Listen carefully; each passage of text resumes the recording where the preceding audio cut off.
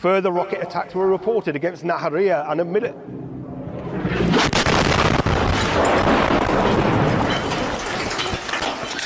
Live na nag-uulat ang crew ng Russian State TV sa Lebanon nang tumama sa likuran nila ang missile ng Israel. Sugatan ang British journalist na nagre-report at ang kanyang cameraman. Ginagamot na sila ayon sa Russian state media. Kinundina ng Russian Foreign Ministry ang airstrike na nila ay hindi aksidental. Pero iginiit ng Israel Defense Force na naglabas sila ng babala na pupuntiryahin ang lugar. Hindi raw nila tinatarget ang mga sibilyan o mamamahayan. Pati po yung mga naghahanap buhay sa kalaliman ng gabi at madaling araw, umaaray na sa pagmahal ng petrolyo. Pangamba po nila baka mauna pa silang huminto sa pagbiyahe bago dumating ang hinihintay nilang ayuda. Nakatutok si Bea Pinlac. Mag-alas 12 ng hating gabi kanina, wala pa ring preno sa pamamasada sa Quezon City ang jeepney driver na si Chris. Hindi lang sagad, sobra-sobra yan sa oras ng karaniwan niyang biyahe. Pag gumarami po ng maaga, ala pong kita. Kailangan para sa may maipadala sa pamilya. Ala pong kinikita dahil sa taas po ng diesel. Higit na kasi sa kalahati ang natatapyas mula sa kita niya kada araw dahil sa nakalulula at sunod-sunod na taas presyo ng produktong petrolyo, bunga ng gera sa Middle East. Hindi rin alintana ang pagod at puyat sa ilang tricycle driver na magdamag bumabiyahe. Siyempre, habang tumataas yung gasolina, bumababa yung kita namin. Eh yung pasahe, hindi naman tumataas. Pag nagpahinga ka, wala kang kikita. Isa na namang taas presyo sa produktong petrolyo ang inaasahan sa susunod na linggo. Daing ng ilang tsuper, hindi pa dumadaan sa palad nila ang pangakong ayuda ng gobyerno. Pero baka maunahan pa raw ito ng pagkalas nila sa pamamasada kapag nagtuloy-tuloy pa ang pag-alagwa ng presyo ng petrolyo. Baka hindi na kami bumiyahe, baka umuwi na lang ng probinsya. Kasi po, sa may kwan lang po makauwi, sa may boundary lang saka sa diesel. Maghahanap na lang po siguro ng ibang pagkakakitaan. Pati mga maliliit na negosyo gaya ng karinderyang ito, apektado. Hinahata kasi pataas ng mahal na langis ang presyo ng iba pang mga bilihin gaya ng pagkain. Tinaas namin yung kanin kasi mahal na yung bilihin at saka mahal na din yung langis. Yung ulam, ganun pa yung presyo pero binabawas namin yung pagtakal namin sa mga customer namin. Para sa GMA Integrated News, Bea Pinlac, nakatutok 24 oras.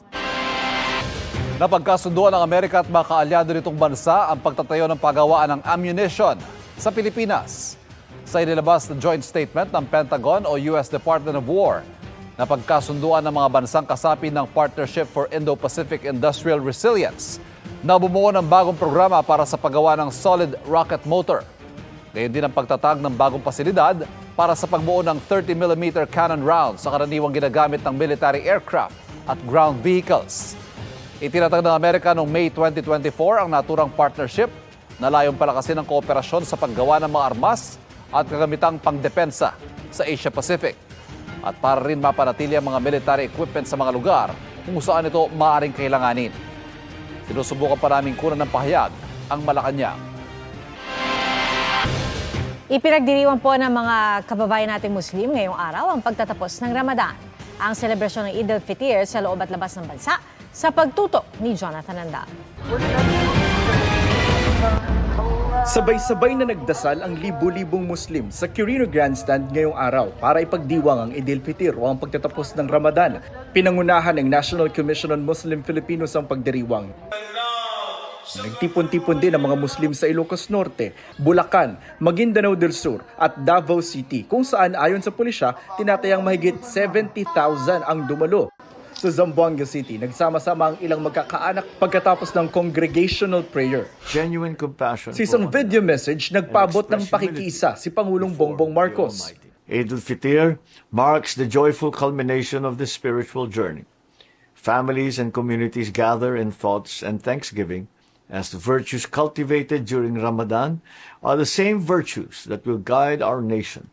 Nagsama-sama rin ang mga Muslim sa Lebanon, Iraq, Egypt at Saudi Arabia. Dagsari ng mga Muslim sa Grand Mosque sa Mecca, Ang mga Muslim sa Jerusalem sa kalsada na nagdasal dahil nananatiling sarado ang daan papunta sa kanilang moske dahil sa krisis sa Middle East. Para sa GMA Integrated News, Jonathan Andal, nakatutok, 24 oras. Team Bahay para magpahinga at mag-reflect ang ilang Kapuso stars sa paparating na Semana Santa. Ang Holy Week plans ng ilang celebrities, alamin sa aking chika. More than a week to go ang Semana Santa, a time for rest and reflection para sa ating mga Pinoy.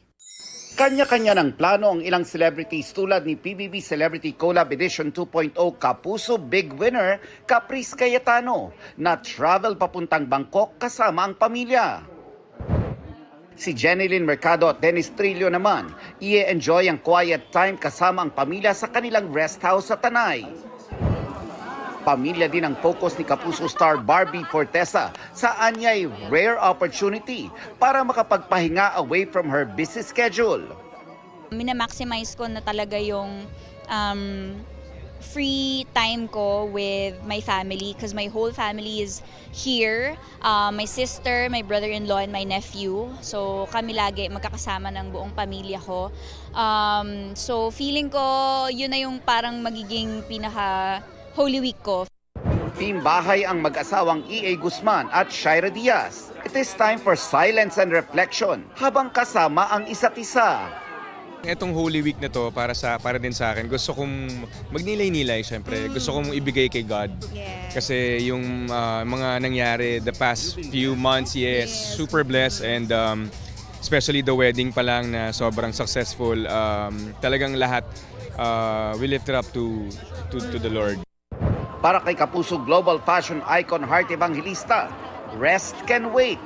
Pero payo niya, enjoy the moment. I mean, when you have a break, enjoy your life with your loved ones. Ayun, magtatrabaho pa rin ako.